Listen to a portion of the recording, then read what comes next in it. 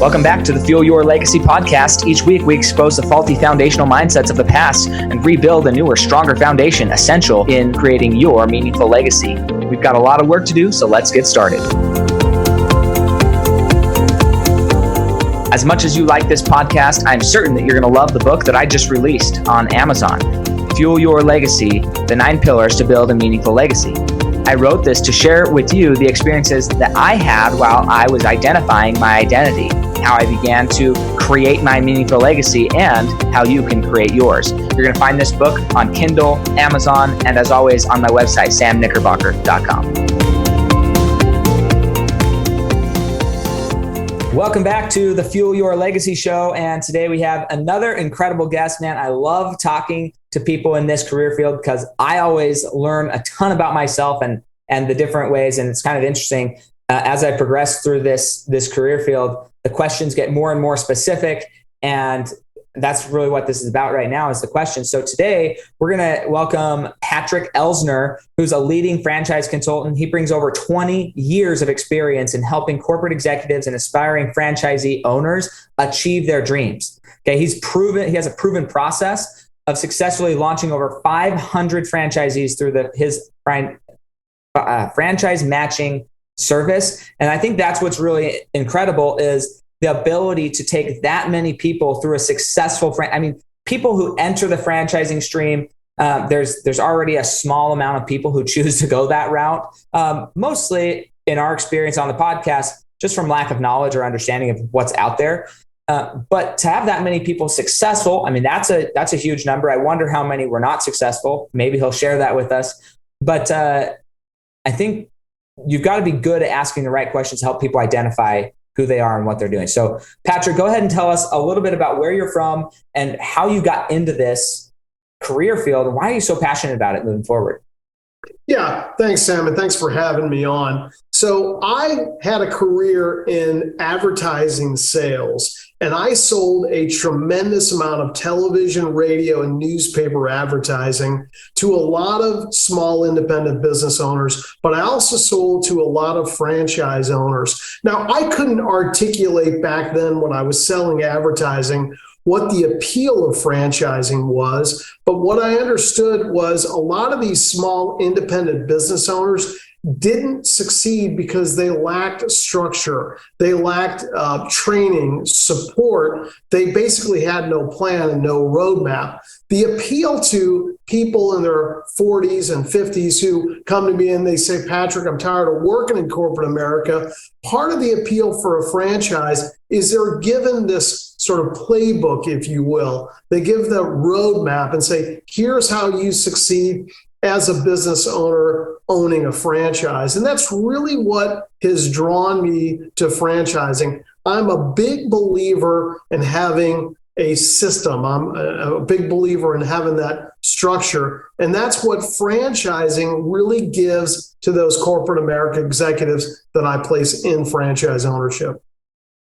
See, that's incredible. So I couldn't agree more. In fact, I think it's funny. What the note I wrote down was systems win championships. And, it's so funny. A good system, you can advertise. You can say, look, here's our system. But even though you know our system, we're going to run our system so well that you can't defeat it. Right. In sports, you can, they watch game film, they watch and watch and watch and watch, and they basically know everybody's playbook for the most part. There's maybe some little options that haven't been used in a while, so they don't know them all. And there's obviously audibles as far as once you actually are on the field, you have to make some adjustments. But as a general rule, everybody could know everybody else's playbook. And still, if that team is so good at running it, then it doesn't matter. And I think that you see that in business. Go back to maybe when you were growing up, what was life like and what was your early household like? Did you have entrepreneurs, your parents? Were they corporate people? Like, what was the situation there? Yeah. So I was the youngest of 10 kids, Sam. Can you imagine? In a nice Catholic family, 10 kids. I was the youngest. I always say they save the best for last, right? Yeah. I'm the 7th of 11. So I actually can't imagine not being the youngest, but I can imagine being in that family. And it's a riot all the time.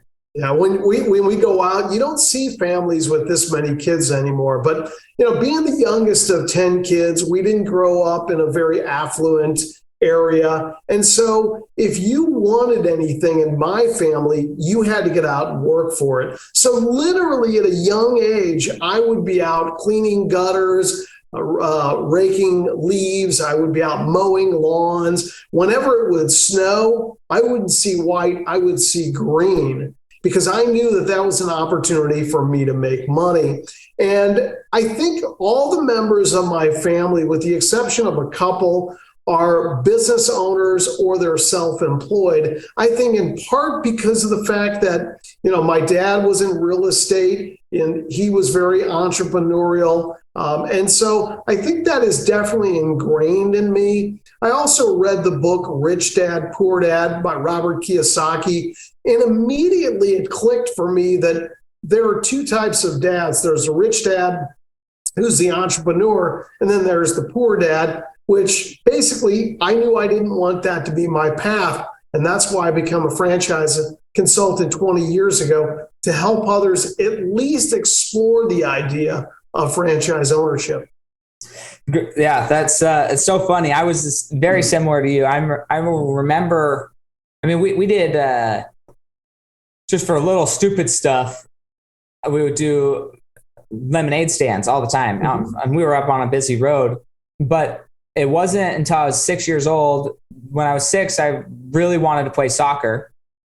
And the only way for me to get to play soccer was if I had bought cleats and paid the entry fee, which was like $50 then. Mm-hmm. And I went and asked my parents. They said, yeah, you can go earn it. So I pushed an old snapper lawnmower up and down our road and went and cut people's grass. And that didn't have a bag, so it shot grass right in my face the whole time, but it was worth it. And I got to play for, that was the start. I played for probably 10 years after that. No, not quite 10. It was probably 6 years, but I loved it. And I think that work ethic is important, and very similar to your family. Pretty much everybody in my family is an entrepreneur or business owner of some sort. And so it just breeds that into you.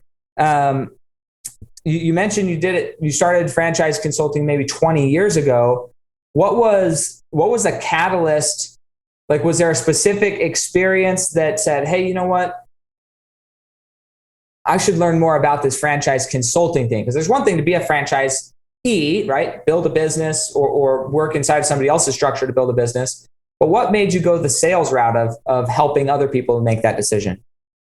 Yeah. So when my second daughter was about to be born back in 2003, I started thinking about business ownership. And one of the things that I realized, Sam, is I sold franchising, advertising all these franchise owners. I recognize that these people are no more smarter than me, but they just chose a different path. And so I started looking at franchises and business to own, and I ended up working with a guy that's a franchise consultant, believe it or not. And he and I worked together. I ended up taking over his practice. He has long since retired, and here I am 20 years later. But what really compelled me to join the franchise program is the infrastructure. Most people come to me and they say, well, Patrick, I don't have the business idea. Well, that's what franchising gives you. It's that business in a box. So you don't have to come up with the idea. You just have to know how to execute. Yeah, and to be fair, I think that skill alone is, for lack of a better word, significantly deficient in our society. The execution skill. And being the coachable as well. I mean, there's lots of people who they for lack of a better word, they've been liberated by whatever woke juice they're drinking, that they can be their own thing and they don't have to follow rules and buck the system and actually tear down every structure that was made. And that is a thought process and orientation that will not survive in the franchise world. Like, you cannot be bucking the system entirely. That doesn't mean, in my experience talking to other franchise consultants, how open, just while we're on this topic, how open are franchises to franchisee feedback to alter systems that maybe are out of touch or out of style with current economic circumstances? Yeah. So let me explain the origin of the filet of fish at McDonald's. The franchise owner in Boston approached Ray Kroc and said, look, I got a lot of Catholics here in Boston during Lent that are not going to eat hamburgers on Fridays. I need to be able to sell a filet of fish sandwich on Fridays. And Ray, of course, initially said, no, you can't do that. That's not part of our model. Lo and behold, we know how the story, of course, ends. The filet of fish is one of the most popular menu items at McDonald's, not just on Fridays during Lent, but throughout the year. So you can have some level of input with a franchisor. The one thing you don't want to do is approach it from a position of being a maverick and saying, well, I know McDonald's doesn't sell sushi, but we're going to start selling sushi out of this McDonald's. It's never going to happen. You're going to get penalized by McDonald's corporate. The real creativity comes, that I found, is really on the marketing side. So let's say you own that McDonald's and maybe you want to do local promotions. There's no reason why you can't do that, Sam. You can certainly be creative in that respect. You just can't go changing fundamentals of the business model. So let's move into that, the advertising side, because this is something that out of all the people I've talked to, nobody else has done or come up the same way you did. So with the advertising aspect, were you selling advertising to all businesses, or were you just selling it to franchisees, I guess, businesses that were franchised out, or were you selling it to just any business that you could find? Yeah, no, I was working with independent businesses and franchise owners. For instance, I sold advertising to one of the most successful Stanley Steamer franchise owners. Happens to be a guy named Phil Dean here in St. Louis. But then I sold a lot to small business owners as well that were non-franchised. And when you're selling advertising, what types of advertising are you selling, and how much of that advertising, I guess in my mind, just so you kind of gauge where I'm coming from, when I hear the term as a business owner, I'm going to sell, or somebody's going to sell me advertising, what they're selling me, from my understanding, is space to advertise, like a billboard, like space in a magazine or in a newspaper or on TV or on the radio. So they're selling the space, but it's really up to me to determine what goes in that space. That's my interpretation, but I don't know if that's true. When you're selling advertising, how much of it was actually helping them come up with the advertisements versus just selling the space? Yeah. So I sold for the NBC affiliate here in St. Louis, KSDK. And then after that, I sold for KMOX Radio and the St. Louis Cardinals radio network. So to answer your question about the content of the commercials, there are two approaches. If it's a national franchise brand, you're getting canned content from the franchisor parent. So if you think about those GMC ads that you see on TV that may be tagged with St. Louis area dealers, it's still being used now. And you're going to see the same commercial, whether you're in St. Louis, Detroit, Phoenix, it doesn't matter. Now, when it comes to a local independent business owner, Sam, those business owners typically need my organization, the NBC affiliate, for instance, to come up with the creative message for that ad. So we would go out and shoot TV commercials and create the content for those independent business owners. The franchise owners, this is part of the systems and infrastructure that you're paying for to get the content that ultimately you put on the TV or the radio. Okay, great answer. I appreciate that. So now I want to maybe be more selfish with this question, okay? Because one of the things that I do is this podcast, and I love this podcast for many, many reasons. But one of the main reasons is I get to interview incredible people, business leaders from all over the world that help me in my business, right? That's one of the things I really love doing.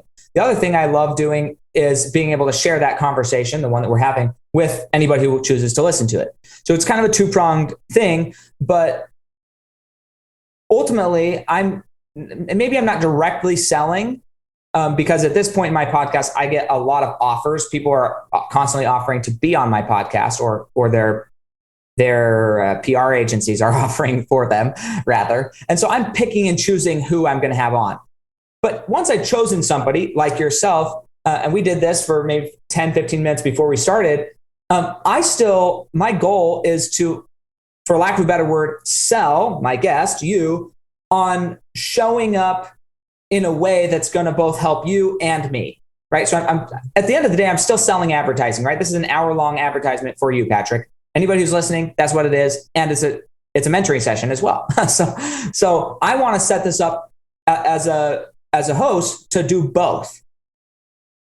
From your experience of selling advertising to business owners, you obviously went through, because I took you through what I do normally. So what are some things that I could improve on to help it be more effective for the listener and for the guest? Specifically for your podcast or the content, or I'm not sure what you're asking. So yeah, you just went through my experience of like how I onboarded you basically on the podcast. Obviously, I got your information from your PR person, but once we got on the call, I onboarded you onto, hey, this is what the show is. This is how it is. This is what we're looking for.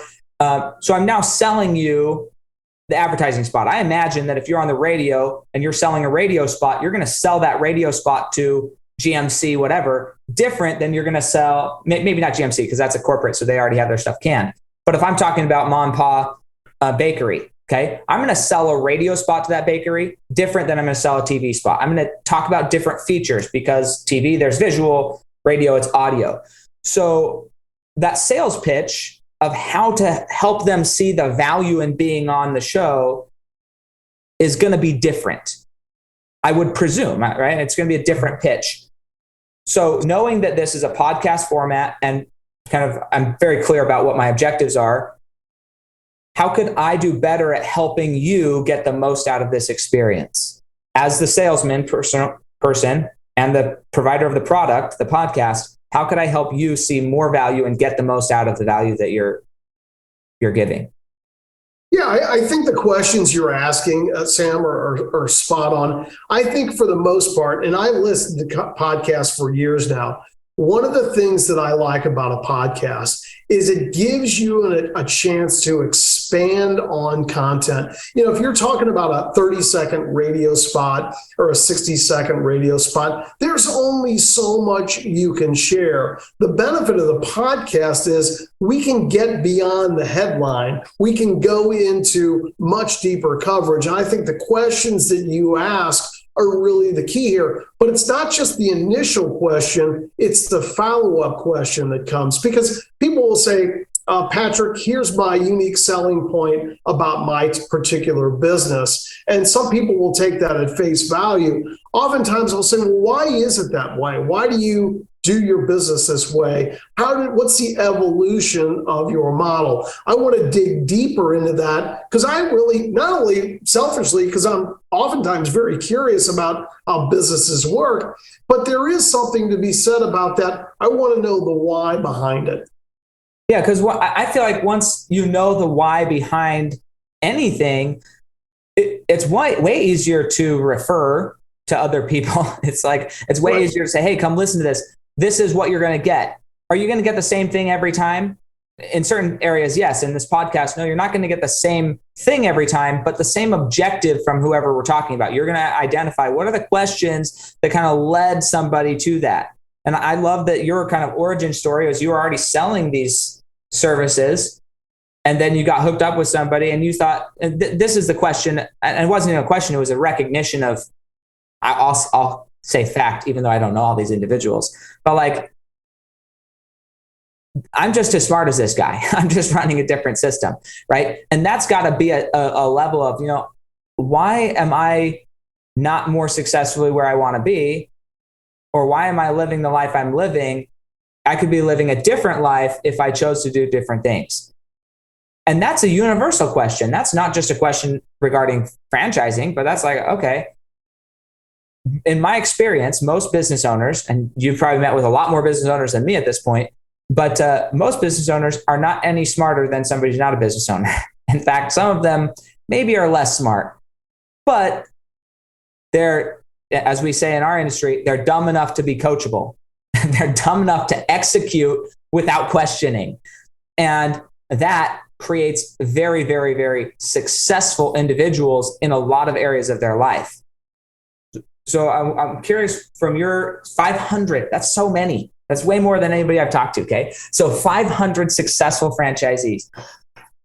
How do you identify if somebody's really coachable enough to be a good franchisee, or if they're just not, because some things they might seem good on the front side, but then a year in, 2 years in, their wife says, well, why don't you do this with the store? And they're like, yeah, why don't I do that with the store? And then they're off, they're done.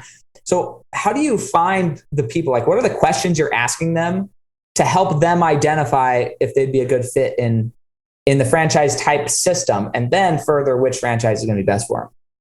Yeah, here's what I would tell you, Sam. Franchising is definitely not perfect. It's not for everybody. What you have to be is self-aware. You have to understand, as a potential franchise owner, you have to understand your sort of state of the state, if you will. There's a book called Now Discover Your Strengths. He talks about in the book, you can't teach a rabbit to hop. Sorry, you can't teach a rabbit to swim. You can't teach a turtle to hop. And knowing your strengths is really the key here. Franchising is nothing more than following a system. If you're the type of person that says, yeah, but I don't think that people in Peoria, Illinois are going to like that type of fill in the blank, that immediately is a red flag to me and to a franchisor, by saying that this person is probably not going to be the best fit.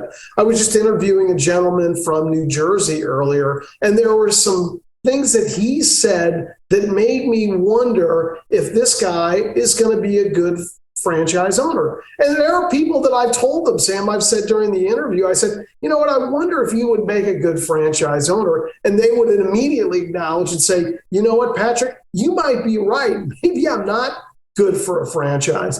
It's sort of like getting furniture from IKEA. The great thing about that is you get the instructions. If you follow the instructions, chances are you're going to be able to build that piece of furniture.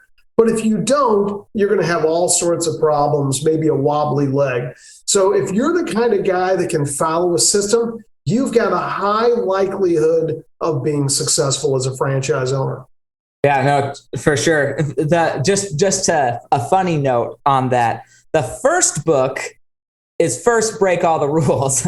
The second book is Now Discover Your Strengths. And so it is kind of funny that you bring up that reference, because the first book is like, hey, go buck the system to a point. Now, if you read the book, it's not saying go tear down the rules. It's basically the thing is go break the rules and understand why they're the rules, right? So why are guidelines in place? Rather than feeling resentment towards guidelines, go find out why they are why they're there. And also in that process, you might find out that, some of those rules are not good for you. And that's important, because once you find out, hey, certain guidelines are not good for me, I don't want them on my life, then you can release those, but that actually gives you greater clarity. Once you find out, hey, what are your things that you don't like? What are your strengths? That gives you immense clarity going into a franchise system where you're saying, hey, look, this is what I'm not willing to deal with. I'm not willing to work nights and weekends. Okay, well, then you're probably out of the restaurant business. You're probably out of a lot of things, because if your manager doesn't show up, guess who's freaking working? You are. So okay, that's good. It's good to know what you will do and what you won't do. And those are important, as you say, self-aware traits or things to learn about yourself so that you can really launch into that. So yeah, they say know thyself, Sam, know thyself. Yeah, and that's a big statement. It's so these short phrases that are like, well, what does that mean? The fact is, you should probably ponder it and never stop searching. I was on a training this morning, and we watched it. So America's Got Talent is going on right now, and there's a gentleman on there named Zion. I forget his last name, but he has no bottom half of his body. He just has arms. I saw that. I saw a preview of that. Yeah. I mean, it's incredible, his story, but his kind of pitch to be on the show is like, look, I'm going to show you, I'm going to give you the feeling of what it's like and let you experience what it's like to no longer have any more excuses. And then he goes through his whole routine and he's doing all this crazy stuff. And then in the interview with Terry, he says, well, he's going through his life. And he says, I failed at wrestling. He lost because he became a champion wrestler with no body and just no legs, but just upper body. And he says he lost 200 matches in a row before he became successful. And so it's that same thing where it's like, are we really willing to defy odds? Are we really willing to get clear on what is our purpose? What are we going for? And be committed to that until we're successful without any exceptions. And it's really difficult to say, oh yeah, you're going to go through 200 rejections, 200 failures, but are you willing to go through the failures to get to the success? And a lot of people aren't. Hopefully this podcast inspires some people to be that person.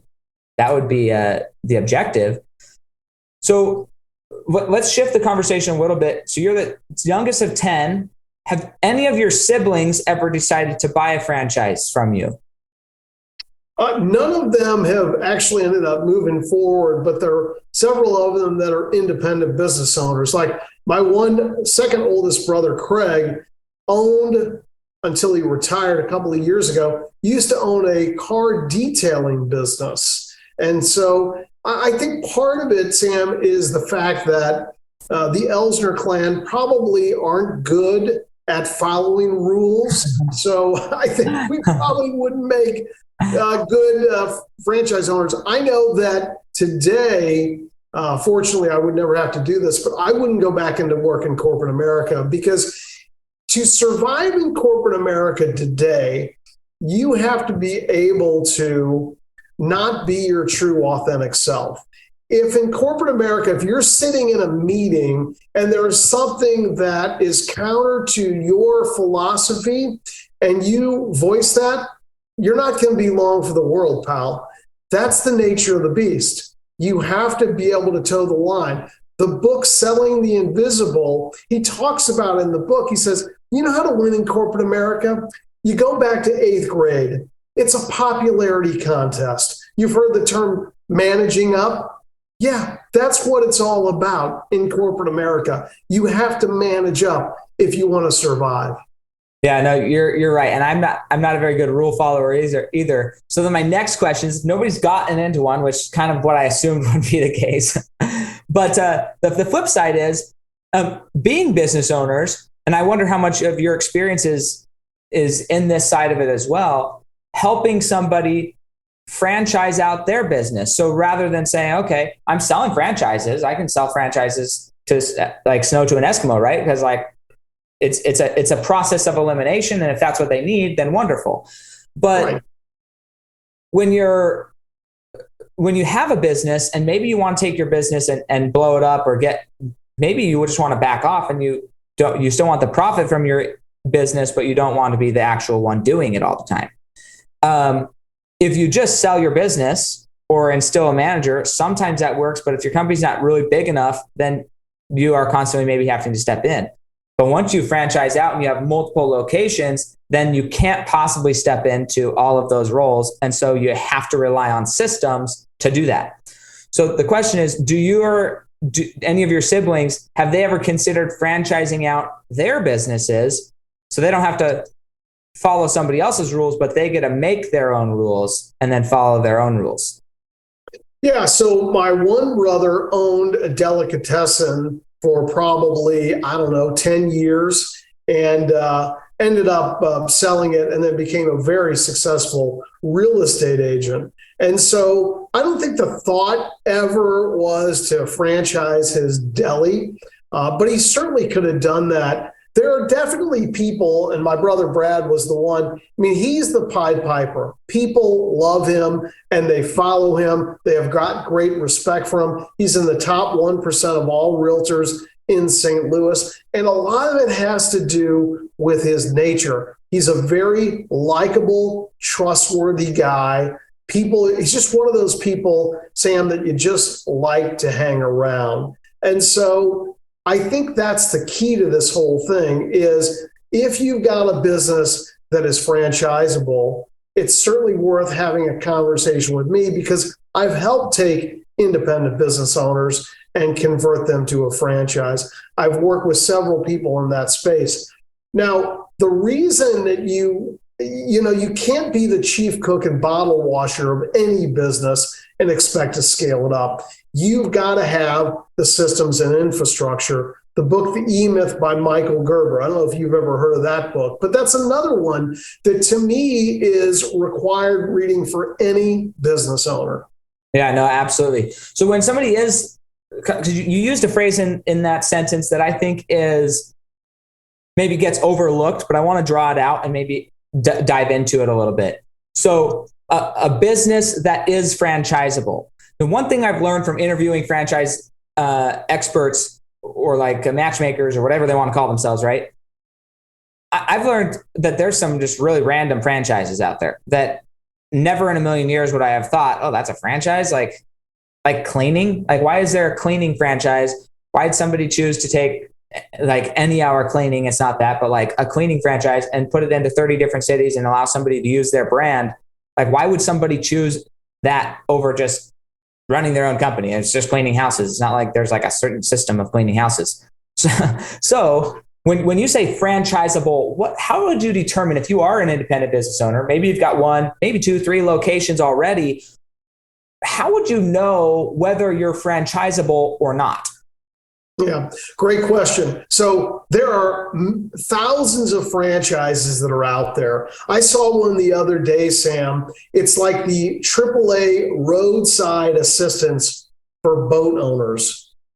I'm like, this is a franchise, but you know what? Very successful model. So what you want to figure out if you've got a franchisable model is you first have a beta location. You have a corporate location, if you will, and you've figured out a way to provide systems and infrastructure that other people can turn around and follow. Now, you mentioned the cleaning franchise. Think about Molly Maid. Molly Maid is a household name in residential cleaning. Now, somebody might say, well, Patrick, I've got a bucket and a mop. Why do I need a franchise for that? Well, again, some people would prefer to do a business without a franchise.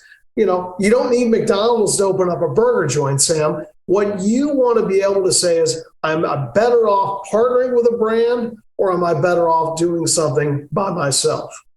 Yeah, so there's the brand side of it. I think is a huge aspect of it.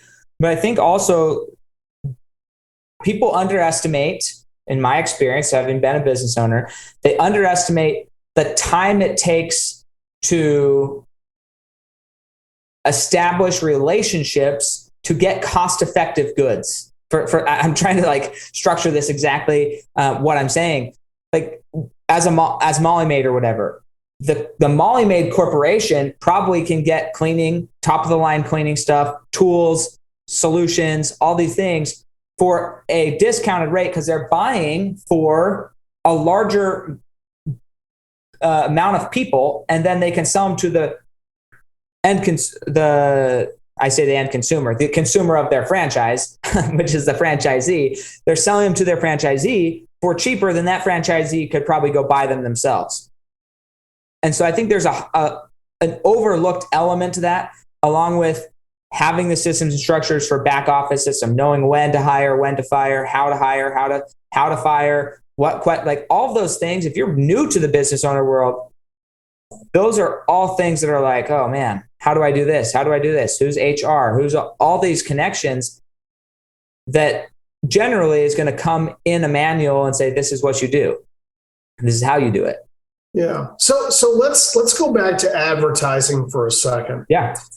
When I started selling television advertising, there were 3 major networks, NBC, ABC, and CBS, and then you had PBS and then some independent channels. trying to navigate the advertising landscape today, good luck. It is an arduous process. You need a PhD to be able to figure out Google AdWords. So let's say I'm going to start that residential cleaning business.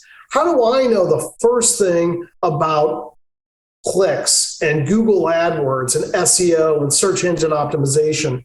This is the benefit. If I'm Molly Maid, I've got 2,000 franchise owners. Do you think I know how to find that residential cleaning customer? Of course.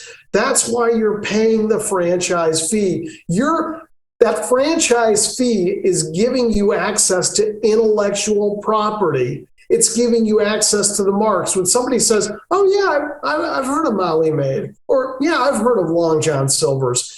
This is the benefit. If you're thinking about opening a cookie business, people are going to say, oh, I know Crumble Cookie. Of course, I love Crumble Cookie. I've never heard of Sam's Cookies, but I know Crumble Cookies and I know what to expect. And that's, again, there's no right reason or wrong reason to start a franchise. You have to look at things holistically and say, am I better off with a franchise or am I better off going on my own? Sure. So just again, these are getting kind of detailed, but I have a sister right now who is, it's kind of developing, and I'll just share it because there's no reason not to. It's free advertising for her, and it's going to happen sooner or later. So my nephew ended up getting leukemia. He's like 2 years old. He's got leukemia. This type of leukemia apparently is something that, over 8 to 10 years, 99% of the people survive and have wonderful full lives after it. But it takes 8 to 9 years to do this, right? Well, before this, about a year and a half ago, she started a pancake business. Pancake batter, like making pancake batter, dry mix, and selling it at little stores and whatever. But she has a non-commercial license right now, which is like a hobby license, so she can make the stuff in her home. Well, now, because of the conditions of her son and other things, time restraints, she can't do that anymore. It's not feasible for her to continue to run her business the way she was running it before. And I'm like, well, podcasts is a great place to sell stuff, right? I mean, it's easy to get movement and all that. But the problem is you can only sell to where you live. And so that hones in your geographic region. And then maybe a podcast is not a good, effective place to market your product anymore.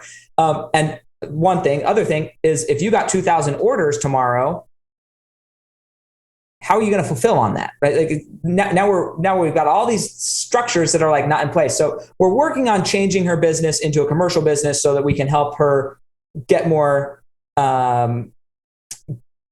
exposure and visibility, which would then, I believe, with combining it with the story of why she started it in the first place, and the whole story of where she's at now, I think it has the potential to really blow up and become a pretty decent sized business. Yeah, she should put it on Shark Tank. she may be able to, at least get the exposure of it. The question is then, at what stage? So you brought up Michael Gerber's book, The E-Myth, which I love. Very good at segmenting, like this is the responsibilities of each person in the business. Generally, how big or successful does a business need to be before it's worth looking at it as a franchise model? Or should every business that maybe isn't even inclined that way start from the beginning, building a potential of a franchise model, so they have that option?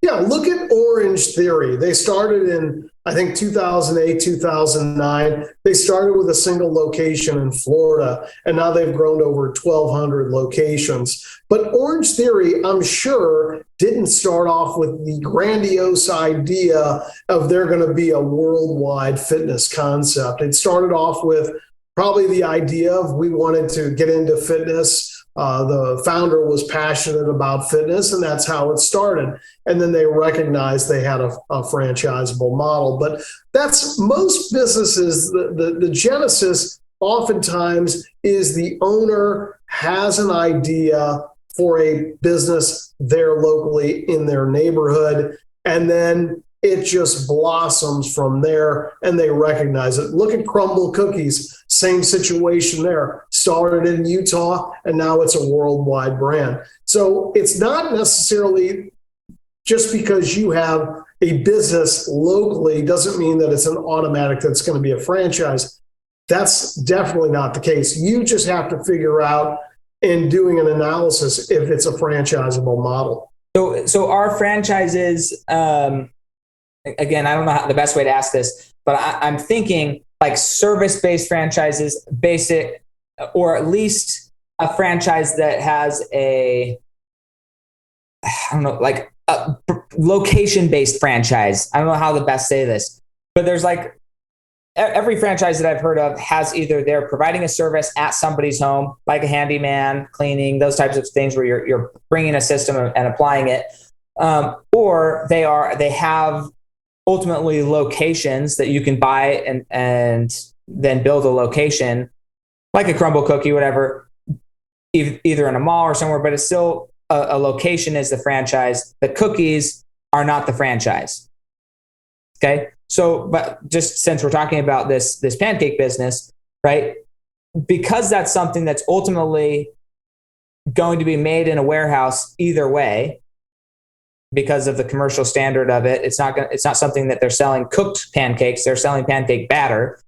Does that make sense to even consider the franchise model, or is a different business model probably better? Like maybe a drop shipping model, because you don't buy a franchise of drop shipping.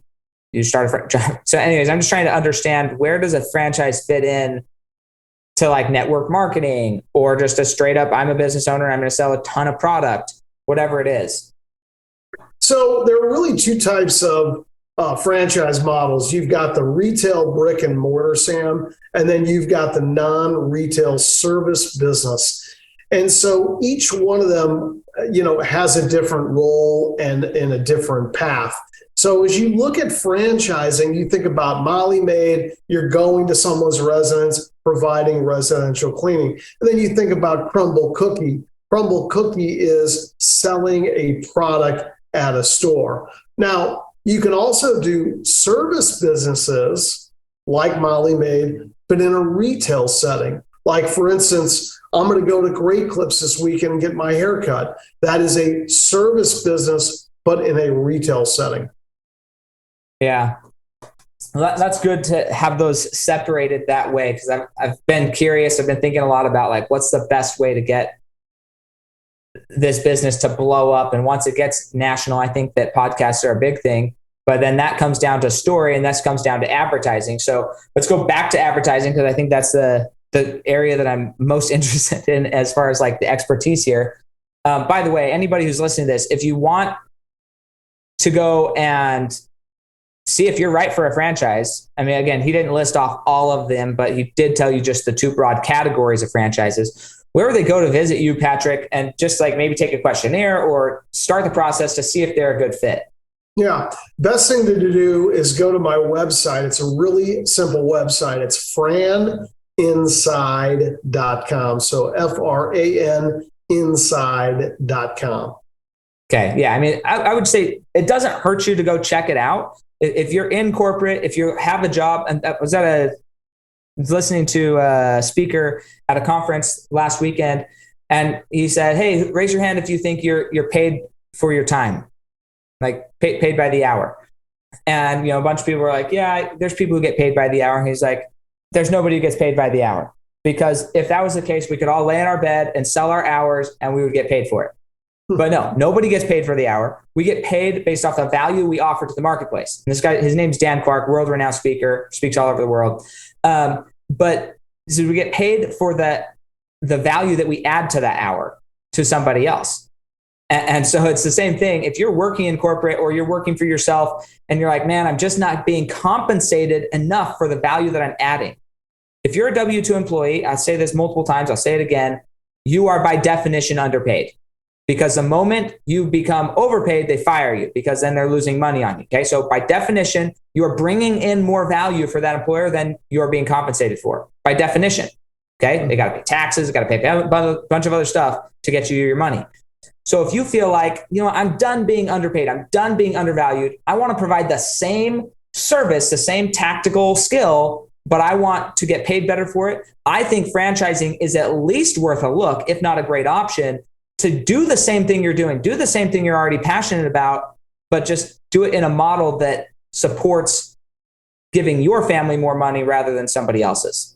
Yeah, I would say 75% of the people that I'm placing in franchising, Sam, keep their W-2 job and build a franchise on the side. So there's really three basic models. You can keep that job in corporate, continue to work for the man, build something on the side, or you could leave corporate, do something full-time, or there's what are called passive investor models as well. So again, so much is predicated on the individual's goals.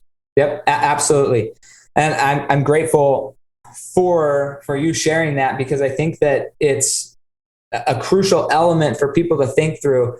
Would I be right for it? Yeah, I think you'd be right for it. And you're going to be paid for the value that you're adding, not for the amount of time you're spending. And sometimes that in the beginning is a negative correlation, right? You're like, I'm giving way more time than I'm being compensated for. Yeah, most businesses, that's how they start. You give way more time than you're being compensated for.